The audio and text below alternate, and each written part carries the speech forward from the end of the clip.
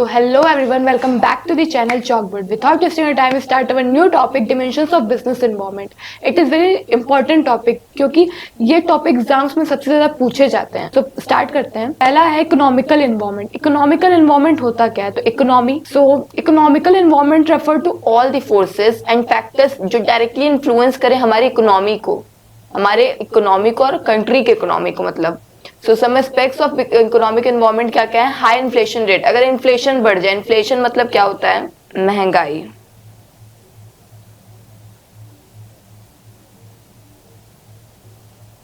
Inflation मतलब महंगाई, समझ जाइए उसको आप लोग. High inflation rate act as constraints एक्सटेयर increase the cost of production. Inflation बढ़ेगा तो प्रोडक्शन के कॉस्ट भी बढ़ेंगे, तो ये हमारी इकोनॉमी, कंट्री की इकोनॉमी को इन्फ्लुएंस करेंगे. फिर डिमोनेटाइजेशन. डिमोनेटाइजेशन मतलब नोटबंदी of ₹5,000 1,000 notes previously hit the Indian economy environment. पहले ही हमारे इंडियन इकोनॉमी को हिट कर चुकी है वो. ओके, सो नेक्स्ट है सोशल एनवायरनमेंट. सोशल एनवायरनमेंट क्या होता है? सोशल एनवायरनमेंट पहले से रिलेटेड है किससे? सोसाइटी से. Okay, so social environment consists of the customs and traditions of the society in which business is existing. Social environment क्या कंसिस्ट करता है? कस्टम्स को, ट्रेडिशंस को. किसके? सोसाइटी के, जो कि कहाँ रहती है? जहाँ बिजनेस एग्जिस्ट करता है. ओके, जहाँ सोसाइटी रहेगा वहीं पे बिजनेस एग्जिस्ट करेगा ना, उन्हीं के बिहाफ पे तो चलता है बिजनेस. मतलब उनके टेस्ट या प्रेफरेंस के हिसाब से ही तो चलता है. कस्टमर्स सोसाइटी में ही रहेंगे. तो सोशल एनवायरनमेंट क्या कंसिस्ट करता है? Custom and tradition of the society in which जहाँ बिजनेस एग्जिस्ट करता है.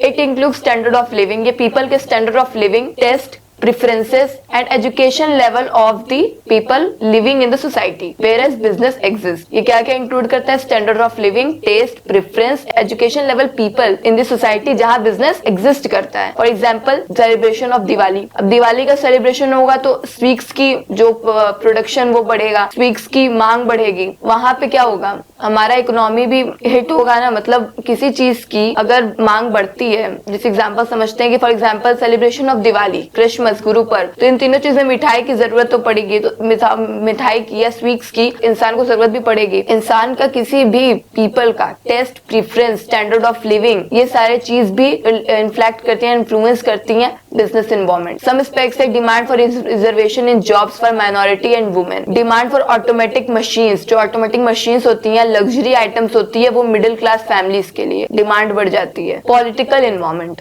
पॉलिटिकल एनवायरनमेंट कंस्टिट्यूट करता है सारे फैक्टर्स रिलेटेड टू गवर्नमेंट, जो कि सिंपल समझते हैं. फर्स्ट थिंग तो ये पॉलिटिकल एनवायरनमेंट मतलब गवर्नमेंट.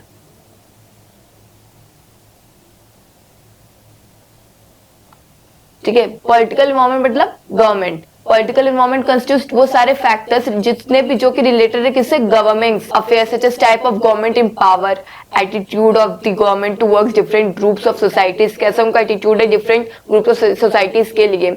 पॉलिसीज चेंजेस, जिसमें पॉलिसी चेंज करते हैं, implement by different government etcetera. जैसे कि स्वच्छ भारत अभियान का आना, तो वो भी तो हमारी इकोनॉमी को इफेक्ट किया. स्किल इंडिया मूवमेंट का आना, ये भी तो रिफ्लेक्ट किया एक तरीके से. इसीलिए क्या कहा गया कि पॉलिटिकल एनवायरनमेंट किससे रिलेटेड है? गवर्नमेंट से रिलेटेड है. जैसे कि गवर्नमेंट के power, attitude of government towards society, different groups of society, policies change हो जाना, इम्प्लीमेंट होना किसी भी चीज में, चेंज होना किसी भी चीज में, तो वो क्या पूरी इकोनॉमी को, सिर्फ एक इंडिविजुअल यूनिट को नहीं अफेक्ट करती है, पूरे की पूरी इकोनॉमी को अफेक्ट करेगी बाय डिफरेंट गवर्नमेंट एक्सेट्रा. जैसे कि स्वच्छ भारत अभियान. नेक्स्ट है लीगल एनवायरनमेंट. लीगल से मतलब क्या होता है? Law. The management of every enterprise has to obey the law of land. There, it is essential for every business or enterprise to have adequate knowledge of rules and regulations framed by the government. ये main चीज ये है इसमें कि हर एक businessman को कुछ legal rules and regulations के बारे में पता होने चाहिए. हर एक बिजनेस एंटरप्राइज कुछ एडिक्वेट नॉलेज होनी चाहिए उस रूल्स रेगुलेशंस के लिए जो कि गवर्नमेंट ने फ्रेम किए हैं. कोई भी बिजनेसमैन उस रूल्स एंड रेगुलेशंस को तोड़ता है तो उसे पेनल्टी भरनी होगी. ओके, तो लीगल एनवायरनमेंट इंक्लूड क्या करता है? Various law and legislative act. Okay, statutory warning essentials to be printed on label. For example, packets of cigarettes must have statutory warning. cigarettes के पैकेट पे वार्निंग रहता है, ये इंजीरियस है हेल्थ के लिए. Foreign exchange regulation and management act, ये act है. तो ये जब एक्ट है तो पूरी इकोनॉमी को रिफ्लेक्ट किया था. और ये जब packet of cigarettes must have statutory warning, उसमें लिखना चाहिए. सारी की सारी कंपनीज ने लिखा, जो सिगरेट बनाती हैं वो सारी की सारी कंपनी ने लिखा होगा. बहुत सारे लॉ ऑफ लेजिस्लेटिव एक्ट भी लगते हैं बिजनेस में, तो हर एक बिजनेस एंटरप्राइज को उस चीज को फॉलो करना चाहिए, रूल्स एंड रेगुलेशंस को, और उनको उन रूल्स एंड रेगुलेशंस का एडिक्वेट नॉलेज होना चाहिए, कुछ ना कुछ नॉलेज होना चाहिए जो कि गवर्नमेंट ने फ्रेम किए हैं।